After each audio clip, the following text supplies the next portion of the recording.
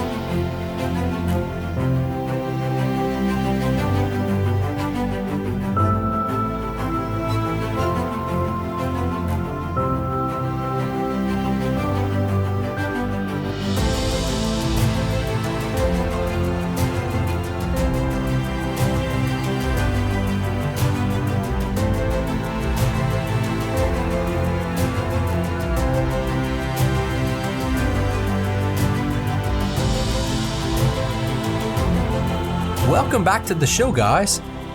Last week we were showing you the beginning of a very memorable duck hunt we attended in Arkansas with our friend at Swamp Gear, Scott Lagrange.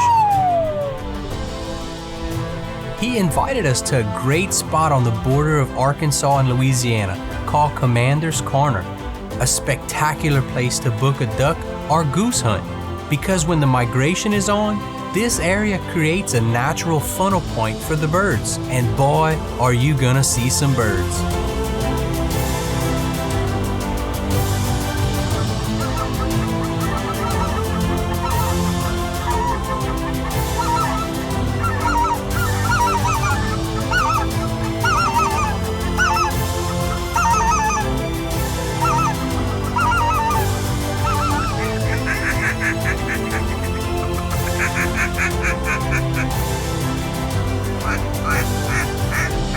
Just the first day's hunt had us limited out well before lunchtime.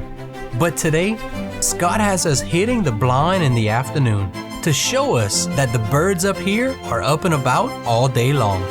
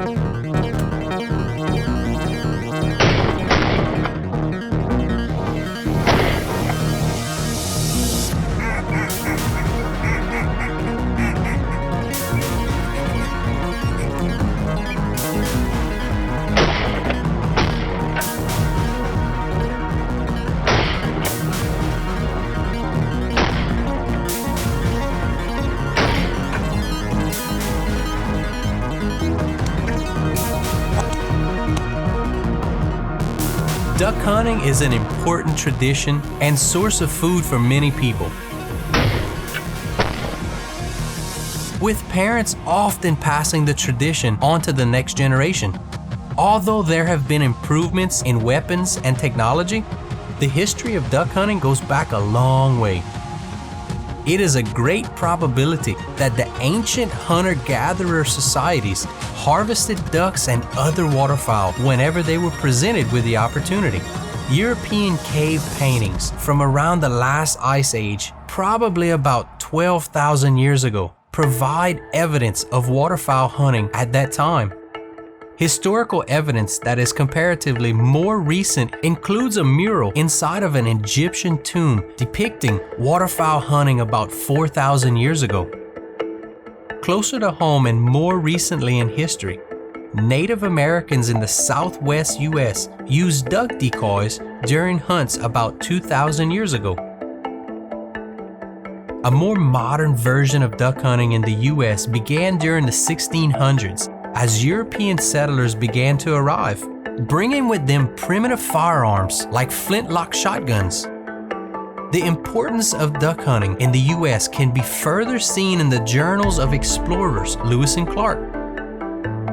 Their 1804 survey of the Louisiana Purchase documented waterfowl migration patterns, as well as new species of waterfowl. Crew members frequently feasted on waterfowl during the expedition. Commercial waterfowl hunting became popular during the 1800s. These commercial hunters, who were known as market gunners, used powerful guns called punt guns that could kill dozens of waterfowl at once. The Migratory Bird Act of 1918 was eventually passed due to the growing concern about unsustainable duck hunting practices. The Migratory Bird Act created hunting limits and seasons that all hunters are familiar with today.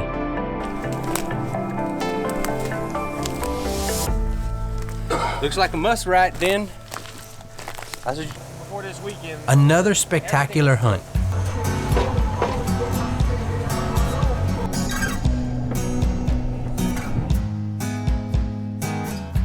Now it's back to the camp at Commander's Corner for some rest and then one more morning hunt to see if we can get a couple geese to come in as well. You see one like this?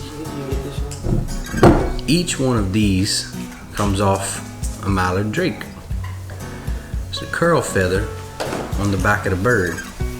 And this, my friend, is a, what's that, like 2 gallons? It's like a 2-gallon jar, 3-gallon jar. Slap full of these things. Look at that. No trick photography there. What makes it even better is I got these yesterday morning. Now, as you guys might have guessed, I'm not a full-time waterfowl hunter. Most of my hunting seasons are spent in the woods chasing whitetail, so it's no surprise that I've never shot a goose before. As you'll see in a later episode, we'll tell you the adventure of my first, but today was an incredible adventure for sure.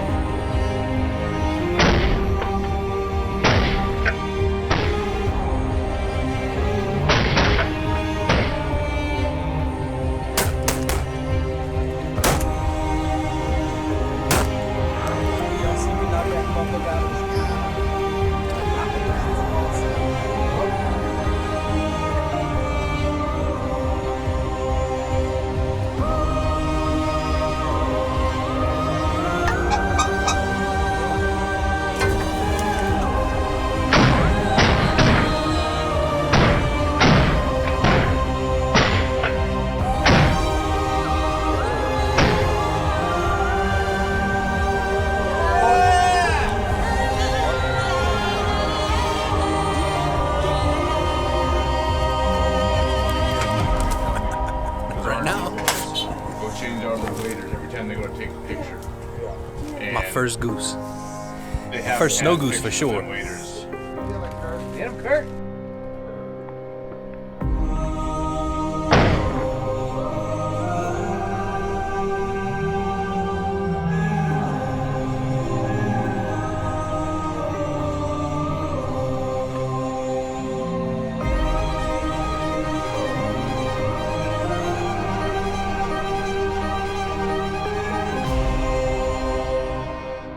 Now that the last hunt is in the bag, Scott has taken us back to the camp to prepare his famous duck fajitas. Guys, that was an awesome first half of the hunt. We're gonna take a break right now and we're gonna come out here with Mr. Scott. Scott's gonna show us a nice recipe with some of the ducks. What are we making today, Scott? You better not be around anybody when you try, because you're gonna want to slap them. It's that freaking good. What are we making? Well, what we're gonna do today is, when it comes to cooking, I can cook. I can definitely cook, but I like it's time. When people think about ducks or game, you think about having to bake it or taking a lot of effort to cook it, or your wife or your kids don't eat it. Well, I like to cook something that's simple and quick and that everybody can eat and say, damn, it's good. And that's what we're gonna do. It's simple, it's easy. We're gonna do duck fajitas and we're gonna do some duck breast just kind of seared on a pan. And Duck fajitas, that sounds amazing. after a long day, it's been cold, it's been wet, it's been foggy, misty. We skipped lunch today, so we're about to make it hot. Well, that's gonna be two first times in this video. It's my first time hunting in Arkansas, and it's gonna be the first time that I have duck fajitas. And like he tried, when I got back from the first hunt, we made some duck breast steaks, and he swore to me that it wasn't duck breast. Right. Tasted more like deer tenderloin or backstrap. So now we're gonna do some live action. So what we're gonna do right here, I'm here to ask the question and make you keep talking. ice cold duck breast right here.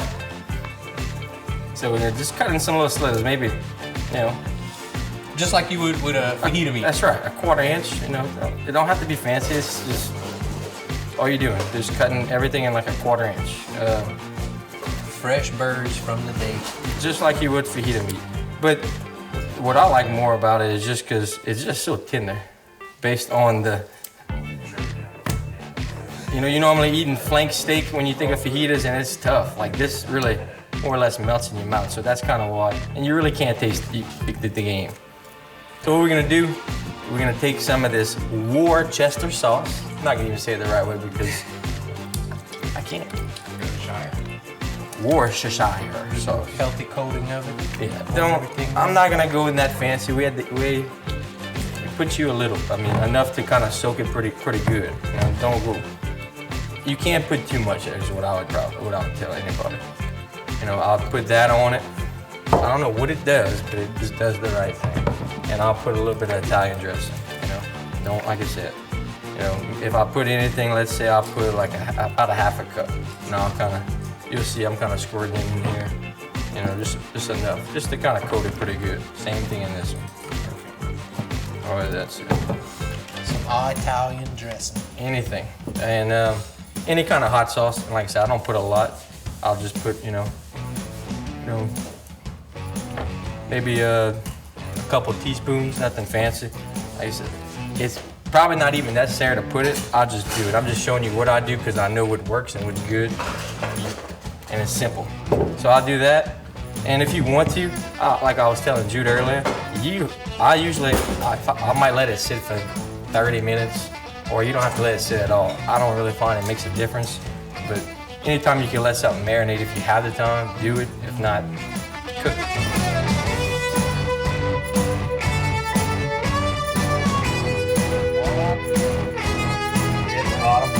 Let it get warm and hot. I'm gonna add my fajitas in here. My fajita meat, my fajita duck meat. Just like that, T.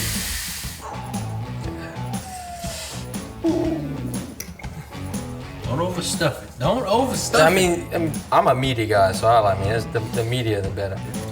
Got right here, just a little lettuce, the tomato, tomato, and put a little sauce on here. from a duck that you just killed that morning. So overall, this might have, the longest part is actually cutting the onion and bell pepper. That's it. That's it. I mean, it's so easy. Preparation from start to finish, you will have, 30 minutes, you can have this ready to go. Now, if you start cutting, if you want to make it fancy and add the tomatoes and cutting all this and that, that's all on you. But anyway, to cook this to that, half an hour, and you're gonna have, watch his face, just watch it. He's gonna freak out. Yeah, I know it's good. I know it's good. And I really don't believe this is gonna be an act for the camera. It really, I have that much confidence in this next year. We need, like, I'm gonna make one for you, Mr. Kurt. Just because we can't have him putting on a show for the camera. I'll be right up there eating.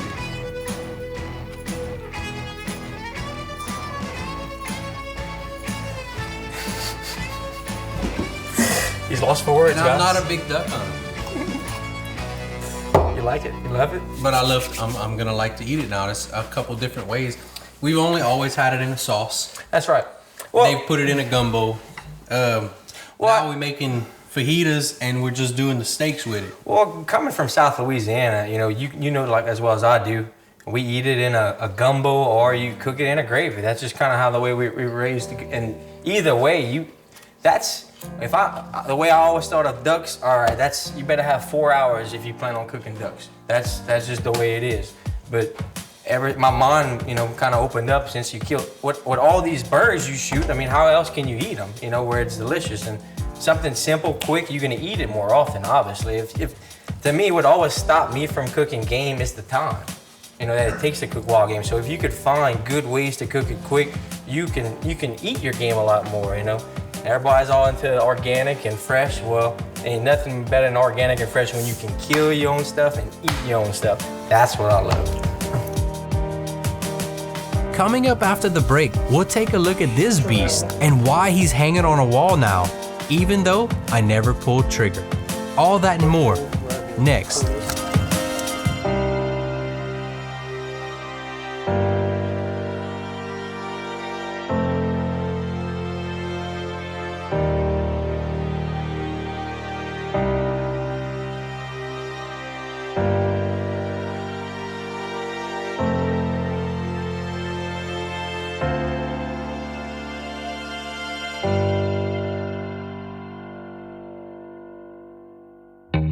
What ProTech is we've got a special material that we use to encapsulate guns, ammunition, antiques. What we're going to do is take this material, build a bag out of it, insert the gun or the ammunition, whatever it is, and we're going to purge down, getting the inside environment down to about single digits in humidity, and the oxygen levels from everywhere in the world is about 21% down to about below 1%. Well, that's going to keep any metals, ferrous items from corrosion, rusting.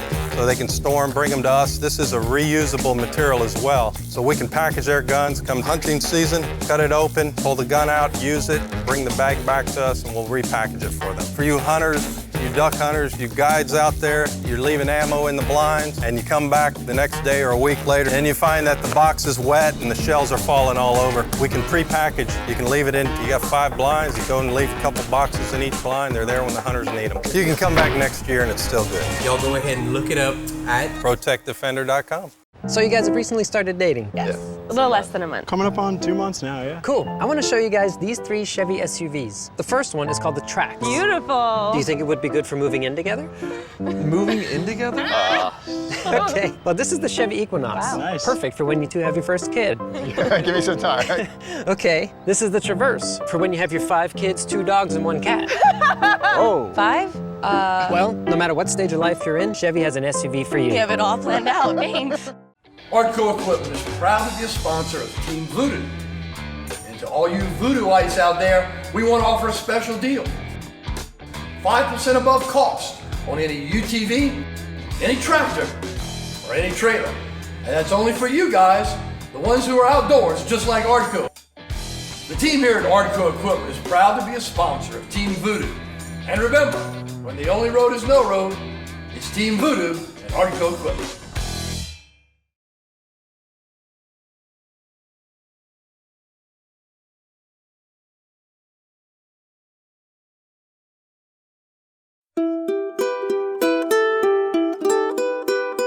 Sometimes the stars align and everything happens just right for you. And other times, those same stars align and everything happens for somebody else. Bruh.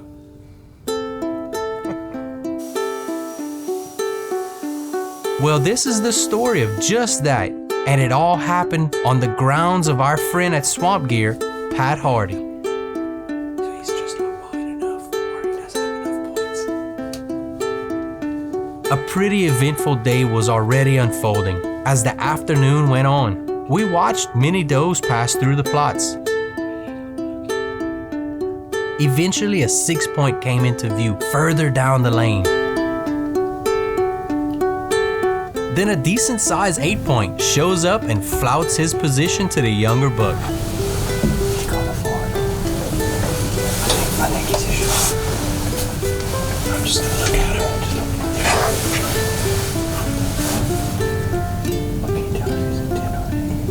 That's that same one. And finally, as those two wander off, a massive 8-point arrives. One of Pat's hit list bucks they nicknamed TNT for tall and tight. Another hunting pair was on a perpendicular stand facing the exact same endpoint that we were looking at.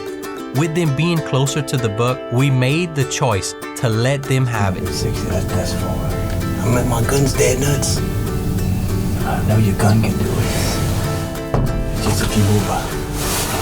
Move on here. Dude, I'm telling you, I can hit that deer. But that's the one y'all want to come out for the camp, huh? Jack's gonna shoot him, huh? I can call him right now. Dude, I could. Big doe. I'm telling you, bro. I see it. You gonna take him or what? Yeah, I'm gonna hit it. Alright, how far is he running? Alright, I got him on camera. Yeah, Jack's gonna shoot. He's at 240 yards.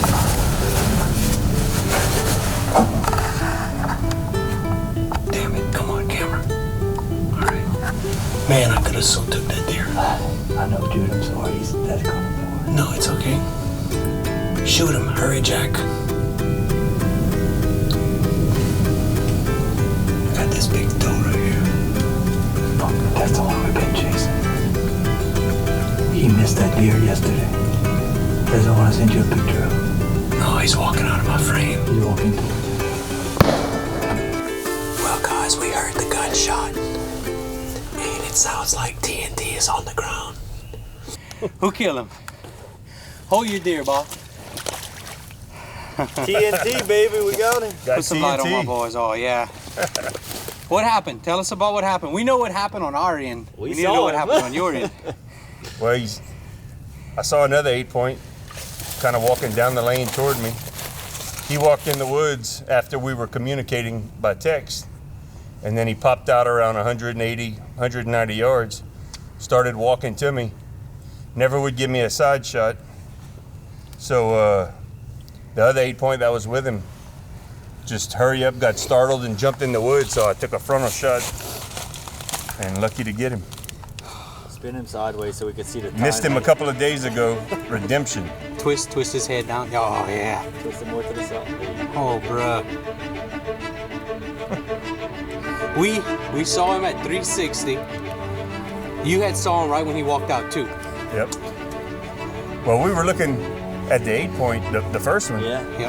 And Patrick said, that's a good deer. And he said, oh, he kind of got some pencil horns. And then the other ones, he kept looking that direction. And when I looked back at Patrick, I said, oop, there's a hammer. I thought it was the 9-point. Get the eyes on that deer, dude. Yep. Subscribe to our YouTube channel to see all of our adventures in the swamp and abroad. You can stay up to date with us by following us on Facebook and Instagram too. As always, I'm your host Jude McKay, and this has been a few Team Voodoo Adventures.